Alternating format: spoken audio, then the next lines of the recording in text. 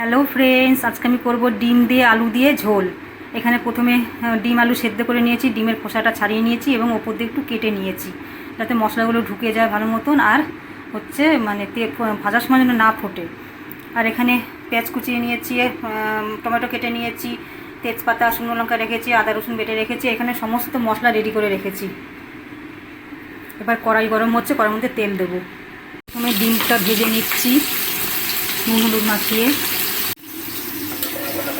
যে ডিমটা ভেজে নিয়েছি, এরপর আলুটা ভাজছি।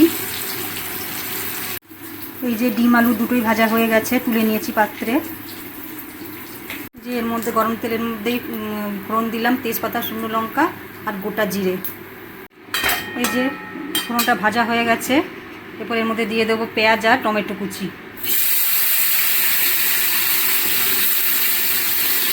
পেঁয়াজ টমেটো কুচি দিয়ে নাড়িয়ে চাড়িয়ে একটু ভেজে ভেজে নেব।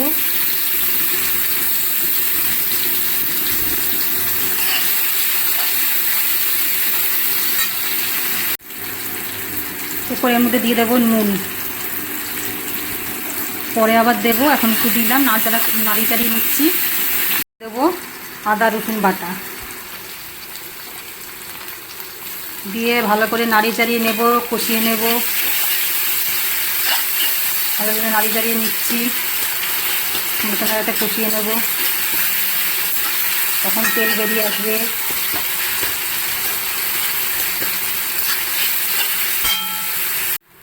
তারপর এর মধ্যে দিয়ে দিয়েছি, আগে নুন দিয়েছিলাম, আবার নুন দিয়েছি, তারপরে দিয়েছি হলুদ গুঁড়ো, কাশ্মীরি রেড চিলি পাউডার, লঙ্কার গুঁড়ো আর সামান্য একটু চিনি দিয়ে ভালো করে নাড়িয়ে চাড়িয়ে নিয়ে কষিয়ে নিয়েছি।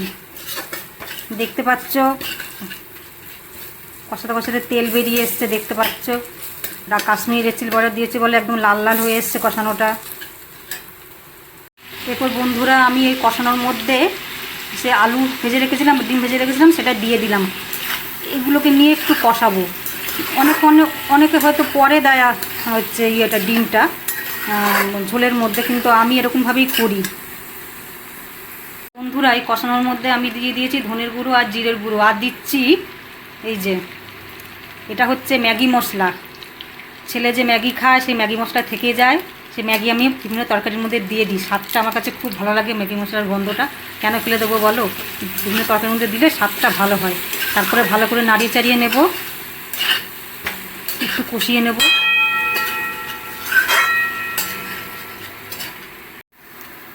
দেখেছো বন্ধুরা, এই যে কষানো হয়ে গেছে। এরপর এর মধ্যে জল ঢেলে দেবো। দেখেছো বন্ধুরা, জল ঢেলে দিয়েছি, ফুটছে, একটু ঢেকে দেবো। এরপর দেখেছো বন্ধুরা, ঝোল ফুটছে, হয়ে গেছে। এরপর এর মধ্যে দিয়ে দেবো গরম মশলার গুঁড়ো,